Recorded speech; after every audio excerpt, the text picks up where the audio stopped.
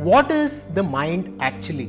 What is this universe about, and what is the nature of reality? In this video, we will go deep into the teachings of Advaita Vedanta to understand the nature of mind, to understand this reality from a totally different perspective.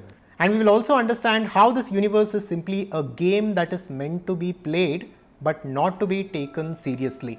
The Advaita channel is about conscious living and conscious creation. Here we explore different ancient scriptures, Vedanta and other spiritual teachings from India to understand the nature of reality and to consciously create our lives. We will understand all this in 4 parts. Now the part 1 is about the game of life. Imagine that this universe is a simulation. It's simply a projection. It is a game that has been created. Just like different video games that we play, this universe itself is also a simulation. It's also a game that is meant to be played. And we right now think that we are the characters of this game. But in reality, we are not the characters of the game, but we are the creator himself. Since before the creation of the universe, there was no manifestation as such, there was no creation as such. That pure existence, that pure consciousness existed all by itself. This is as per the teachings of Vedanta. Now, once the universe was projected within that consciousness, once this environment was simulated, that infinite consciousness put itself in the position of the character of the game to play the game. But right now we have forgot this. In reality, we are not these characters who are in the game, but we are beyond this game. We are the reality in which the game itself is being projected. Now, for those of you who believe in God, I can explain this in a simpler way. Imagine that God created this universe, created this game, and that God himself is within the game in order to play the game. So that God or that infinite consciousness is within the game and is experiencing the dream environment. This is how we need to understand the game of life. Now the second part, we'll discuss about Maya. Maya is simply simulation or projection. Basically, the way we perceive the world right now is Maya. Maya has 2 qualities. One is projection, second is concealment.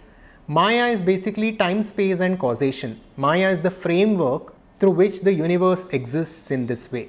So the entire game environment is Maya. And Maya is also concealment. Now we have identified ourselves with this body and mind, and we think that we are the players of this game. This is because of Maya. We do not recognize our true nature as something which is beyond the game, as something which is infinite. This is because of Maya. So the entire simulated reality, the entire world, the way it is, all of it is Maya, and the reality is beyond Maya. So the reality is pure consciousness and Maya is simply a projection within that infinite consciousness, and because of Maya, the universe exists in this way and the universe is in this way. Part 3, let us talk about the mind. What role does the mind play in all this? How can we understand mind with respect to the teachings of Advaita Vedanta and with respect to the example of the game of life? Now imagine this, that infinite consciousness has put itself in the position of the character and is playing the game right now. But in order for this to happen, that infinite consciousness must identify itself with a character, which is the avatar of the game. So imagine mind to be a virtual reality device. Let us assume that our mind is simply a VR headset, and that infinite consciousness is playing the game of life and is experiencing the 3D world through a VR headset. And the name of this VR headset is the mind. And this VR headset also has 3 parameters, which is time, space and causation. Our mind can never go beyond time, it can never go beyond the concept of space, and it can never understand anything beyond causation. We cannot understand something coming into existence without a cause, right? We cannot go beyond causation or causality. This is the nature of the mind. And our mind in this analogy is simply a device. It's a headset which the infinite consciousness is using to experience the world. Part 4 is about waking up. Now, after understanding all this, we need to wake up in order to truly realize who we are. We need to disidentify from our mind and we need to recognize our true self as that infinite consciousness in order to realize who we truly are. We are not this headset, we are not this device, we are not this mind, we are not this instrument.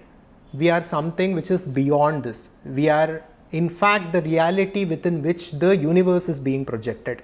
So the entire universe is appearing within your consciousness, says Vedanta. And the ancient Upanishads tell us that we are not this body and mind, and instead we are that infinite divine consciousness which was there before the creation of the universe itself. So waking up to this is the ultimate goal for each and every one of us, and this is the purpose of life as per Vedanta, as per Upanishads, and as per the great teachers like Swami Vivekananda. Now we can understand all this through another simple example. This is the example of the dream. We all dream different dreams every single day, and within our dreams, our mind projects a dream world for us to experience. And within the dream world, we unconsciously assume the position of the dream ego and we experience various things.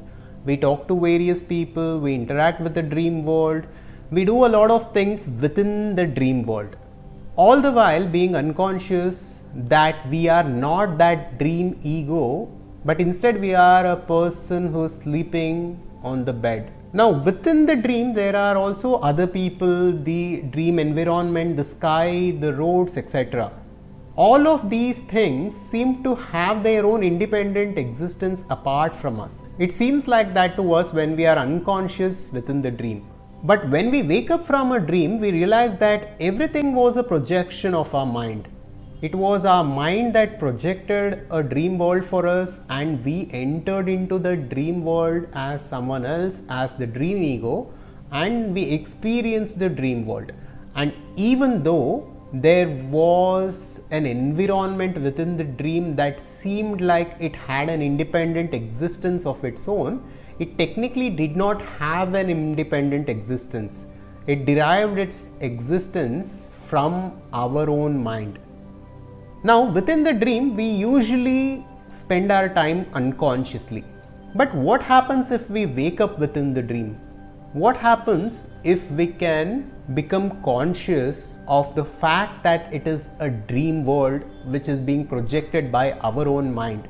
Now this process of waking up within the dream and consciously creating the dream environment is called as lucid dreaming. Many people have experienced this. Through this, we can wake up within the dream and consciously control the dream world and design a dream world that we actually want to experience. Now, what Vedanta tells us is that even this waking world is just like a dream world. Of course, this is a much sophisticated form of simulation. This is a much sophisticated reality, but still it is a dream in the sense that this is not absolute, this is not ultimate. There is a level above this to which we need to wake up to. This is called enlightenment. This is the process of enlightenment. Now, for people who want to live a successful, fulfilled life within this waking reality, within this world that we live in, we can wake up within this world, just like how we can wake up within our dreams. Once we understand this knowledge and once we realize that this universe is simply a projection in consciousness and our mind is simply a tool that we are using to experience this world temporarily, the mind loses its power and it becomes our servant. Right now, our minds are not our servants. Our mind has become the master and we are enslaved by the unconscious thought process and unconscious habits of our minds. This is why we are creating our lives and we are living our lives unconsciously and we are becoming victims of our destiny. Now, if we wake up to this reality and wake up to this knowledge, we can consciously create a gap between our true self and our minds, and we can realize that our mind is just a tool and our mind is supposed to be our servant, and through this we can consciously design the life that we actually want to live. We can consciously design this game environment and play the game in the way that we'll actually enjoy. And the Bhagavad Gita 6th chapter 35th verse says, Shri Bhagavan Uvacha Asamshayam Mahabaho Mano Durnigraham Chalam Abhyasena tu Kaunteya Vairagyena cha Grahyate. Lord Krishna says, O mighty armed son of Kunti, it is undoubtedly very difficult to curb the restless mind, but it is possible by suitable practice, through consistent practice and by detachment. Krishna is telling here, of course it is difficult to control our minds, but it is possible by detaching ourselves from the mind and by realizing that we are in fact not our minds, and through consistent effort and practice of conscious living. So this is very important for us to start playing the game that we actually want to play and to start living a conscious life. So this small video was simply about a metaphor, which is the game of life. I wanted to explain the nature of reality and I wanted to explain the teachings of Vedanta through the example of game of life. So take this as just that, as just an example and as just my interpretation. This is not the direct teaching from the Vedanta or the Upanishads.